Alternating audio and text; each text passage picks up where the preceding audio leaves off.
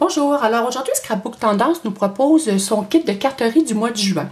Alors pour celles qui ne savent pas qu'est-ce que c'est ces fameux kits, c'est vraiment un avantage pour vous parce que le kit finalement c'est des DT qui nous préparent une fois par mois le fameux kit, tout en mettant dedans des papiers différents et qui s'agencent évidemment et plein d'embellissements et souvent des nouveaux produits à essayer.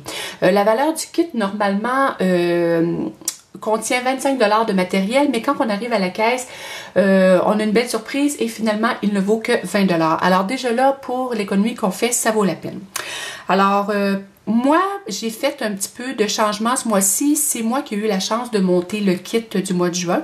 Et comme on a passé à la fête des pères, j'ai pensé axer le kit un petit peu différemment. On va aller jouer finalement dans celles qui font des kits pages. Alors, j'ai décidé de, plutôt que vous donner une étampe avec laquelle on peut colorier, ce que j'ai fait, c'est que j'ai opté ce mois-ci pour une étampe de fond. Alors, je veux vous montrer que nous, les gens de carterie, on est vraiment avantagés avec ces étampes-là. Souvent, on ne pense pas se procurer ça, mais finalement, vous allez voir, on a des résultats vraiment magnifiques avec ça. Alors, j'y vais avec l'étampe Kaisercraft Diamonds. Les étampes Joie de vivre, évidemment, c'est des souhaits pour papa. Je vais y aller avec un stencil de TCW, le Mini Coffee Splotch. Des mica fragments, c'est un produit que j'avais jamais essayé et je dois vous avouer que je suis tombée en amour avec ça. Nous avons quelques petites découpes de bois. Nous avons le crayon Sharpie blanc peinture pour pouvoir peinturer sur un échantillon de peinture à tableau que je vous ai fourni dans le kit et qui est vraiment une petite merveille. Je vous ai donné aussi un petit échantillon de pâte à embosser. On va travailler avec les fameuses découpes. Celles qui ne savent pas qu'est-ce que c'est des découpes, c'est des découpes qu'on peut faire avec notre Cuttlebud ou notre 6X.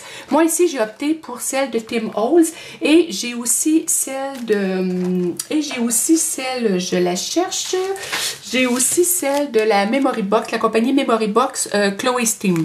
Alors, nous allons travailler avec ça. On a un petit bouton de bois. Deux petits boutons de verre. On a des découpes, une découpe de moustache et de nœuds papillons. Et on a évidemment nos papiers. Alors pour ce mois-ci, je vais travailler avec le papier, un papier 12 par 12 noir, 12 par 12 beige. Et j'ai 5 morceaux de papier différents, mais aussi reversible, donc ce qui nous donne un choix de couleurs vraiment impressionnant pour faire ce qu'on veut avec. Alors, c'est certain que 3 personnes différentes vont avoir le kit et vont avoir des cartes tout simplement différentes à cause que le choix de papier est vraiment énorme. Alors, aujourd'hui, moi, ce que je vais faire, c'est que je vais travailler avec vous pour vous expliquer un petit peu les produits que j'ai choisis et on va monter cette carte-là à l'écran afin que vous puissiez voir comment que je vais utiliser tous ces fameux produits. Alors, suivez-moi et on y va. En tout premier lieu, ce que j'ai fait, c'est que j'ai été faire finir des photos en noir et blanc. Cette fois-ci, je l'ai choisi en noir et blanc. Vous verrez plus tard que je les ai pris en sépia aussi. Ça aurait été aussi beau en sépia. Sauf que moi, j'ai fait l'option du noir et blanc pour aller chercher le noir et peut-être la tuque ici du bébé. Alors, pour commencer, ce que j'ai fait, c'est que j'ai été chercher mon carton 12 par 12 beige avec mon outil, avec ma planche de découpe. Ce que j'ai fait, c'est que j'ai été faire une ligne de pli ici à 6 pouces et avec mon plioir, ce que je vais faire, c'est que je vais tout simplement aller plier à l'endroit désigné en m'ajustant comme il faut et je vais aller finaliser mon pli. Alors, vous savez que le plioir est un outil essentiel pour avoir un pli vraiment parfait sans aucune brisure. Ici, mon pli est vraiment parfait. Alors, en deuxième lieu, ce que j'ai fait, j'ai été chercher mon carton noir. Cette fois-ci, je l'ai taillé 5 pouces 3/4 par 5 pouces 3/4 et là, je me suis permis une petite garniture. C'est qu'avec l'outil Tim Holtz pour effilocher ou pour vieillir le papier, ce que j'ai fait, c'est que j'ai tout simplement été tout le tour aller passer mon outil sur mon carton. Regardez, juste comme ça ici. Au centre de l'outil, qu'est-ce qu'on retrouve? C'est qu'on retrouve une lame. Alors, c'est sûr qu'en passant ça sur notre carton, alors on retrouve l'effet ici vieillot ou l'effet effiloché que l'on recherche. Alors, j'ai fait ça pendant mes 4 côtés et j'ai été poser un double face sur les 3 autres côtés et je vais poser le double face sur le dernier côté que je vais aller tout simplement affiché ou collé, si vous préférez, sur ma base. Et de l'autre côté, j'ai été chercher mon papier Always, le 6 par 12 qu'on avait, et je l'ai taillé de grandeur 5,5 par 5,5. Sauf que j'ai fait vraiment attention ici pour avoir vraiment la partie fleurie ou feuillue, si vous préférez. C'est vraiment ça qui m'attirait pour aller chercher le fond de mon carton noir. Alors, une fois taillé à 5 pouces et demi par 5 pouces et demi, j'ai été une autre fois aller placer mon double face ici et je vais aller l'ajuster sur mon carton noir. Et comme vous voyez ici, je vois ressortir le papier effiloché que j'ai fait noir et moi, je trouve ça vraiment magnifique. Alors, notre base est maintenant prête, est maintenant terminée. Par la suite, on va aller faire ici la petite bande noire avec notre fameuse peinture à tableau. Alors, moi, pour l'occasion, je vais prendre un petit morceau de verre. J'ai été taillée dans un morceau de carton blanc régulier, un petit morceau de 1,5 pouce par 2,5 pouces. Et je vais aller ouvrir ma peinture. Et là, peu importe le morceau de pinceau, le pinceau que vous décidez, il n'y a pas de problème, que ce soit un petit. Moi, ici, j'ai été chercher un pinceau éponge. Alors, je vais tout simplement aller mettre une couche de peinture noire sur mon morceau. Et vous allez voir, la peinture, là, elle cache, là, c'est trop agréable de travailler avec cette peinture-là. Alors, mon morceau étant fait, je vais le laisser sécher et on va revenir avec pour une utilisation ultérieure. Alors là, on arrive à une étape vraiment plaisante. Alors, ce que je vais faire, c'est que je vais aller travailler avec ma découpe. Ma découpe de Tim Holtz qui s'appelle Horloge patinée. Alors moi, je vous ai taillé des découpes dans cette matrice-là, dans un papier craft, parce que le papier craft, je trouve que vraiment, il va à toutes les sauces. Alors, moi, pour l'occasion, ici, la semaine passée, ou voilà quelques semaines, est arrivé un nouveau produit à la boutique, les Inca Gold. Alors, vous me connaissez, comme j'aime essayer vraiment les produits, alors je me suis dit, pourquoi pas? Alors, je vais l'essayer aujourd'hui sur mon horloge. Alors, qu'est-ce que ce produit-là, finalement? C'est tout simplement comme une cire d'abeille colorée, évidemment, que l'on applique au doigt. Alors, tout simplement, moi, ce que je vais faire, c'est que je vais aller faire le tour de mon horloge. J'ai pris soin de placer mon horloge vraiment dans le sens pour avoir mes aiguilles 1, 2, 3, 4, parce que si je vire mon horloge de l'autre côté, je vais avoir une surprise, mais mon horloge ne sera plus intacte. Alors, je vais tout simplement aller passer une petite couche de Inca Gold sur la partie inférieure de mon horloge. Et voilà. Là, pour cette fois-ci, j'ai utilisé la couleur Gold Brown.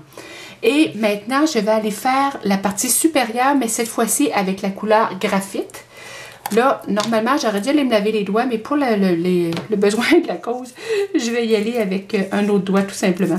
Alors, je vais essayer d'aller rejoindre ma couleur dorée que j'ai faite avec ma couleur argent ici. Alors, j'applique tout simplement au doigt. Et ça, c'est un produit qui s'applique vraiment bien. Il ne tâche pas les doigts. Et vous allez voir, là, on l'applique, mais on va laisser sécher le produit. Et tout à l'heure, avec un Kleenex ou un papier mouchoir, si vous préférez, on va tout simplement aller polir le tout. Parce qu'étant donné que c'est une cire d'abeille, c'est sûr et certain qu'on va avoir un polissage à faire. Alors, j'applique mon produit. Et tout comme tout à l'heure, mon autre pièce noire, je vais le laisser sécher tout simplement. Et on revient tout à l'heure pour finaliser nos deux pièces. Alors, je m'assure vraiment qu'il y ait du produit partout. C'est ce que je vois. Et on va aller tout simplement terminer tout à l'heure.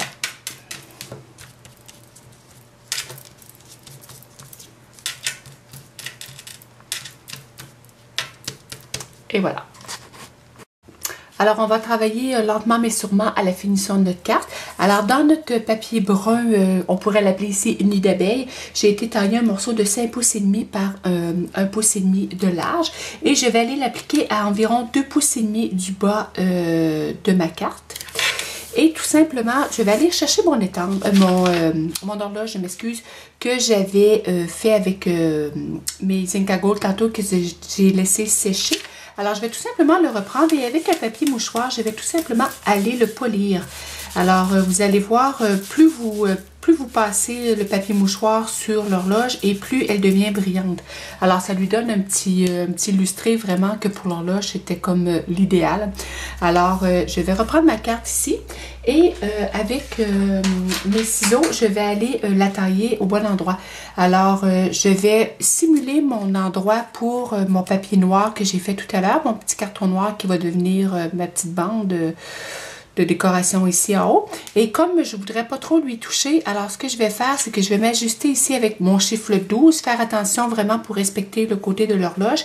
Et je vais aller tailler mon horloge à la finition de mon papier. Et avec la partie que j'ai besoin, je vais reprendre mon papier brouillon de tout à l'heure et avec ma colle Two-Way, je vais aller appliquer une couche. Alors, on sait que la colle Two-Way est une colle repositionnable ou permanente. Alors, c'est une colle qui se travaille vraiment bien. Alors, lorsqu'on l'applique et qu'elle est bleue, si on l'applique tout de suite, immédiatement, c'est sûr et certain qu'elle va être permanente. Mais si je prendrais la peine de la laisser sécher, alors elle deviendrait repositionnable. Mais moi, comme je la veux permanente, alors je vais tout simplement aller m'afficher avec mon fameux fiche 12 de tout à l'heure. Je ne prendrai pas de charge, je vais aller rechercher mon carton noir pour être sûr de balancer tout à l'heure et que rien ne chevauche. Alors, je vais m'appliquer le plus possible et je vais aller tout simplement coller mon horloge. Et voilà. Et n'ayez aucune crainte avec la colle Two-Way. Vous allez voir, vous allez avoir un collage vraiment parfait. On poursuit avec notre étiquette ici supérieure. Alors, tout à l'heure, ce qu'on a fait, c'est qu'on a tout simplement été mettre une couche de peinture tableau. Et une fois bien sec, ce qu'on va faire, c'est qu'on va y aller avec deux petites pointes pour faire simulation d'étiquette finalement. Oups, là, oh, j'ai coupé croche un peu, fait qu'on va aller se réchapper. Ça ici, c'est croche un petit peu là. Je vais aller me réchapper comme ça. Alors, on va aller faire notre petite pointe et on sort notre fameux crayon Sharpie. Ça, c'est un must. On ne peut pas passer à côté de ce crayon-là. C'est merveilleux. Écoutez, c'est un crayon qui est opaque et qui écrit sur n'importe quoi. Et sur la peinture Sharpie, c'est vraiment génial. Alors, quand vous ouvrez votre crayon, il est vraiment important de vous rappeler que c'est un crayon, c'est une peinture finalement. Alors, quand on dit peinture, on dit... on mélange le tout. Alors, vous voyez, vous entendez la petite bille ici. Alors, c'est vraiment important de mélanger votre crayon. Et la première chose à faire, c'est qu'on se met sur un papier brouillon et on appuie pour permettre à l'encre de sortir. Alors, vous voyez ici, mon encre est sortie. Alors, ce que je vais faire, c'est que je vais tout simplement aller rechercher mon étiquette que j'ai faite et je vais aller écrire ce que je veux. Alors, moi, ce que j'ai choisi ici, c'est que j'ai tout simplement été fait le contour. Et voilà, comme ça. Et pour que ça fasse peut-être enfantin un petit peu, alors ce que j'ai fait, c'est que j'ai fait quelques étoiles. Alors, j'ai fait quelques étoiles aléatoires, comme bon vous semble. Vous auriez pu faire peu importe ce que vous voulez. Il y en a qui ont la chance d'avoir une super de belle main d'écriture, ce que moi, je n'ai pas. Alors, profitez-en à ce moment-là, c'est à votre avantage. Alors, moi, j'ai fait quelques étoiles et quelques petits points. Et voilà, mon étiquette est prête. Alors, on poursuit avec notre pâte à embosser et notre stencil ici pour faire notre garniture du haut. Alors, comme la pâte à embosser, elle est blanche, moi, je trouvais que sur ma carte, ça faisait un peu trop clair. Je trouve que la garniture aurait trop ressorti. Alors, ce que je vais faire, rien de plus simple, on va aller la teindre tout simplement. La teindre avec quoi? Écoutez, moi aujourd'hui, je ne me casserai pas la tête parce que vous avez dans le kit l'accessoire idéal pour mettre votre pâte à embosser noire. Alors, je vais y mettre une goutte de peinture. Et on va brasser le tout. Je me sers tout simplement d'une spatule à gâteau pour aller mélanger le tout. Mais par contre, je tiens à préciser que vous auriez pu tout simplement utiliser des encres. Soit un encre d'Illusion ou un encre Distress pour pouvoir aller teinter votre pâte à embosser. Et ça aurait fait aussi tout aussi bien. Alors, je m'assure que ma pâte à embosser soit bien mélangée. Et je vais aller chercher ma carte et mon stencil. Alors là, j'ai le choix. Vous pouvez empiéter sur votre horloge ou tout simplement l'éviter aussi. Moi, la première carte que j'avais fait ici, j'ai tout simplement passé à côté. Mais là, je vais vous montrer que c'est agréable aussi de pouvoir passer par-dessus notre horloge ici. Alors, je vais tout simplement aller chercher un peu de pâte à embosser et je vais aller couvrir la surface que je désire. C'est un médium qui se travaille vraiment bien. Et la seule affaire, c'est qu'il faut laisser sécher comme il faut. Et ça va faire une jolie texture à votre carte. Et c'est vraiment, ça épate toujours les gens de voir les textures qu'on met sur nos cartes. Alors, voilà le résultat final. Alors là, c'est sûr et certain qu'il est encore humide. Alors, je vais laisser sécher et elle va garder sa texture, ce qui nous donne vraiment quelque chose de bien pour notre carte. Alors, on va aller donner ici un petit look encore un petit peu plus vintage en appliquant notre étampe de fond. Alors, tout ce que j'ai fait, c'est que j'ai mis mon étampe sur mon bloc d'acrylique. Je l'ai ancré avec de l'encre Memento. Et je vais mettre ici un papier, un masque finalement, pour aller protéger la partie supérieure de ma carte. Et je vais juste aller étamper mon étampe. Et voilà, ça me donne un petit look encore plus vintage que j'aime bien. Alors, pour terminer ma carte, rien de plus simple, j'ai fait une petite bande ici de 5 pouces et demi par 1 demi-pouce. Avec nos étampes Joie de vivre, j'ai été imprimer ici mon héros. Pour ce qui est des fragments de mica, je m'excuse, ce que j'ai fait, c'est que je les ai tout simplement collés avec du Glossy Accent. Alors, on sait que le Glossy Accent est une colle claire. Alors, évidemment, elle ne laisse aucune trace sur ma carte. Alors, et évidemment, j'ai été coller aussi mon petit bouton de bois. Alors, avec mon kit, j'ai été capable de faire plusieurs cartes et aussi dans des couleurs différentes. Ici, je suis allée dans les tons orangés. Alors, avec mon horloge, j'ai utilisé le même principe tout à l'heure avec de l'Inca Gold, mais cette fois-ci de couleur copper. Et j'ai peinturé ma moustache, ici, la découpe de moustache qu'on a fait en noir et avec du Versamark et une poudre dorée, j'ai été inscrire mon papa à moi. Et pour les rebords ici, j'ai tout simplement utilisé le rebord du stencil, mais cette fois-ci, j'ai utilisé de l'Ambossette Hit Dabber. C'est ce qui remplace finalement le Versamark et qui est vraiment agréable à utiliser pour les stencils. Ça fait vraiment un effet magnifique. Alors, j'ai tout simplement mis une couche d'Ambossette Dabber sur mon stencil et avec une poudre embossée noire, j'ai tout simplement embossé. Pour la dernière carte, ce que j'ai fait cette fois-ci, je suis allée dans les tons de bleu et j'ai fait le fameux traditionnel tableau. Alors, j'ai utilisé cette fois-ci la découpe de Memory Box qui était inclus et j'ai réutilisé ma pâte embossée ici noire qui me restait de ma première carte. Et j'ai colorié aussi une autre fois ma poudre embossée, mais cette fois-ci dans les couleurs de beige. Alors, c'est comme ça que se termine ma vidéo aujourd'hui. J'espère que je vous ai appris un petit peu quelque chose sur les kits du mois et aussi l'avantage de s'y procurer. Car avec toutes mes cartes, il me reste vraiment beaucoup de matériel et je vais pouvoir l'utiliser dans mes prochains projets. Alors, j'espère que vous allez pouvoir utiliser un peu les produits que je vous ai présentés aujourd'hui et on se revoit très bientôt pour une nouvelle vidéo. Merci beaucoup et bonne journée!